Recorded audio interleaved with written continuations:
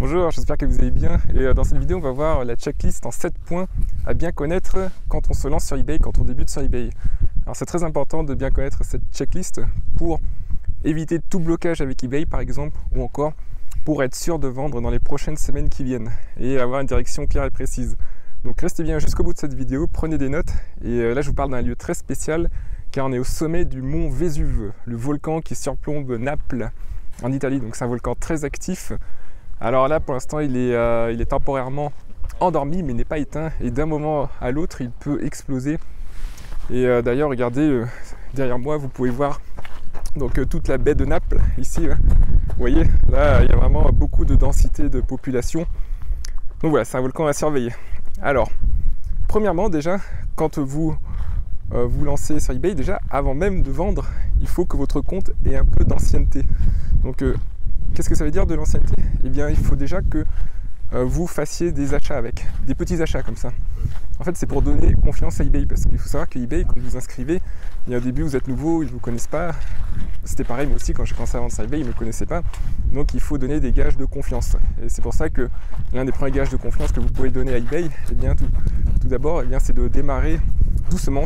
Normalement, vous faites des achats, vous parcourez leur site, vous faites ça pendant quelques jours, même 5 jours, 10 jours, vous voyez. Et en plus, si vous faites des achats, vous allez obtenir des avis clients, hein.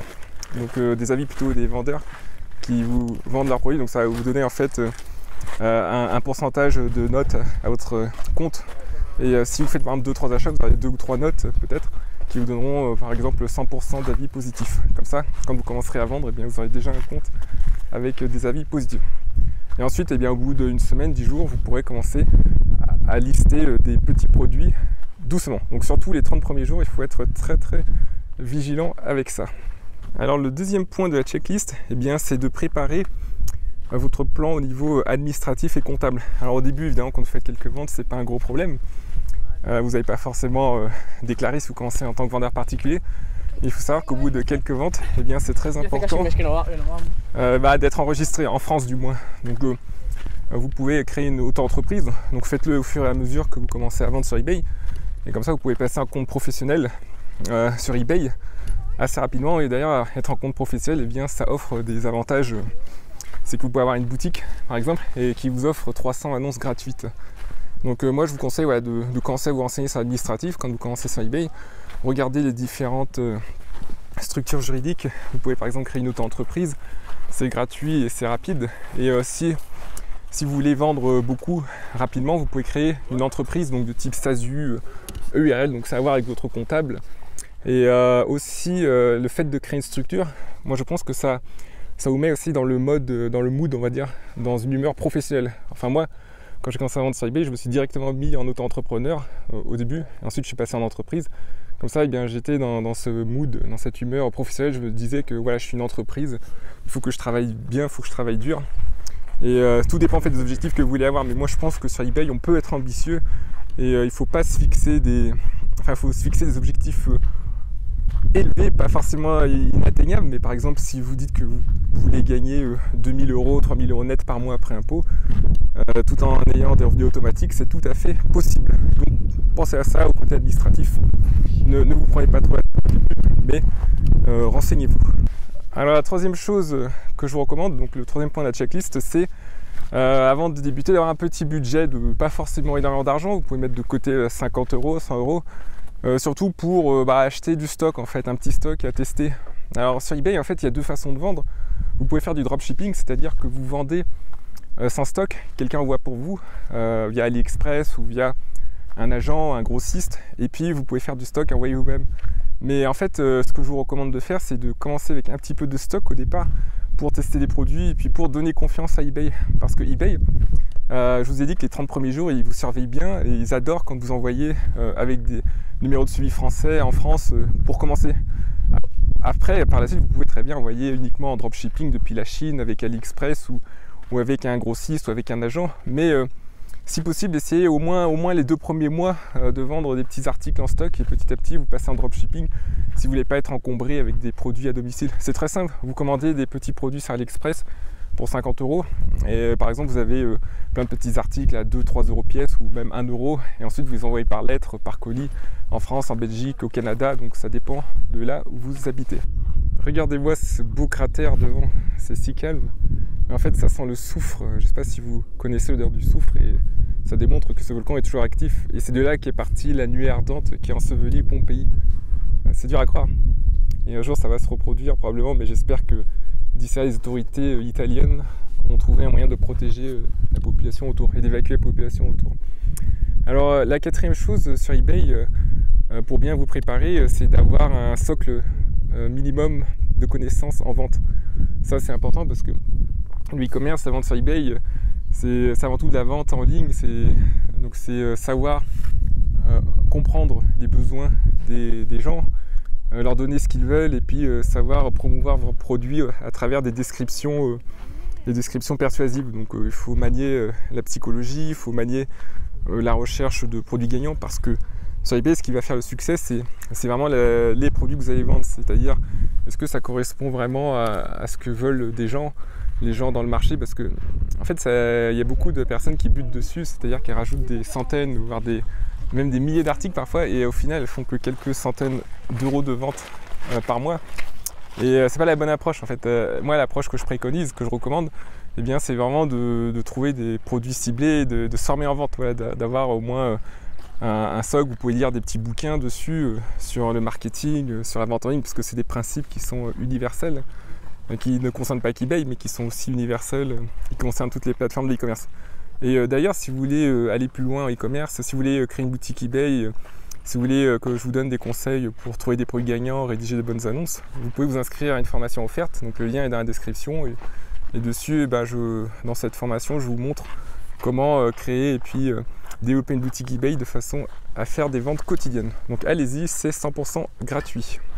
Alors la cinquième chose, c'est aussi vérifier que vous ayez un point relais et une poste à côté de chez vous, donc pour la France.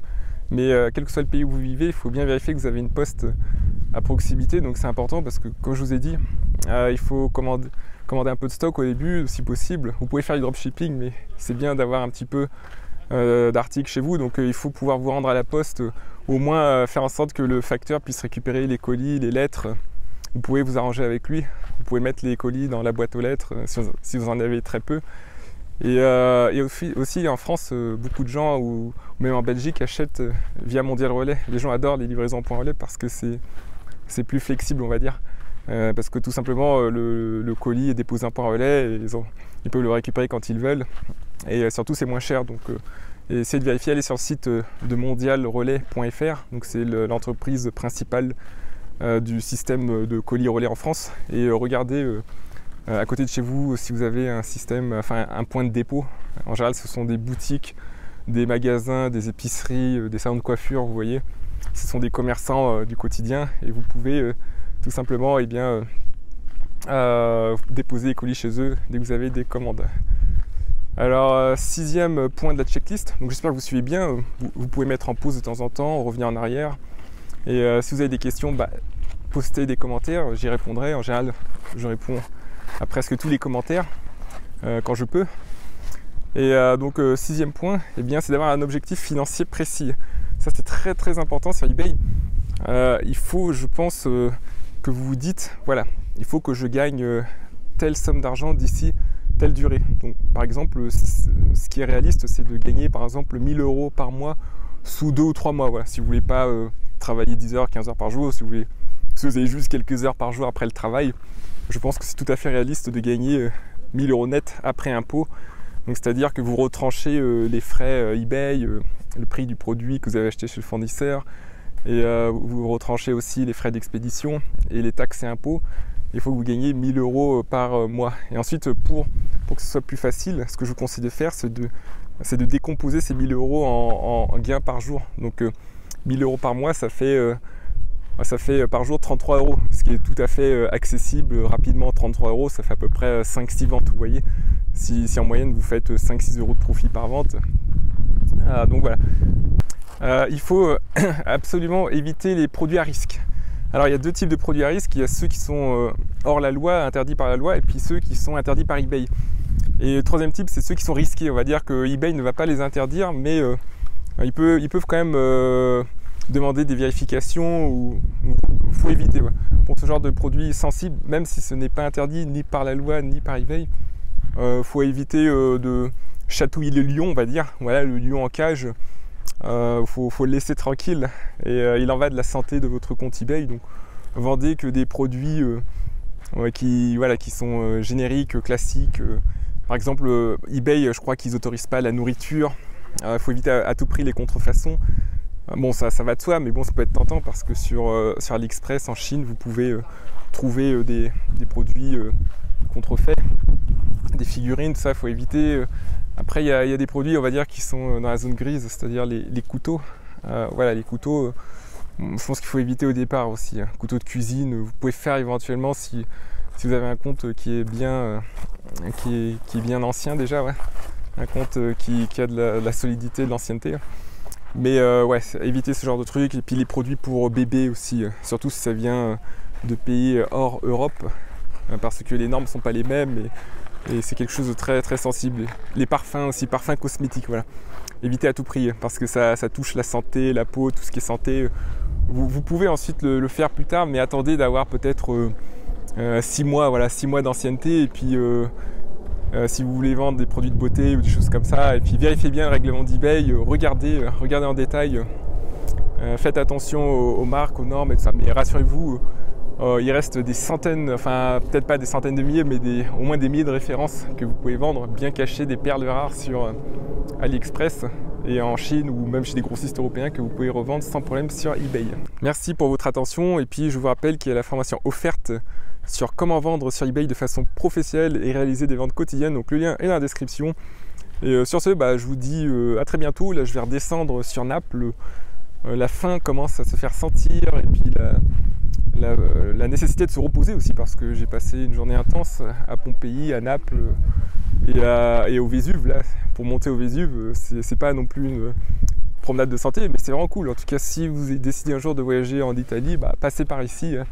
Et si vous avez des questions sur le Vésuve, vous pouvez, sur Pompéi ou Naples, vous pouvez aussi me poser des questions en commentaire. Donc je vous dis à très très bientôt.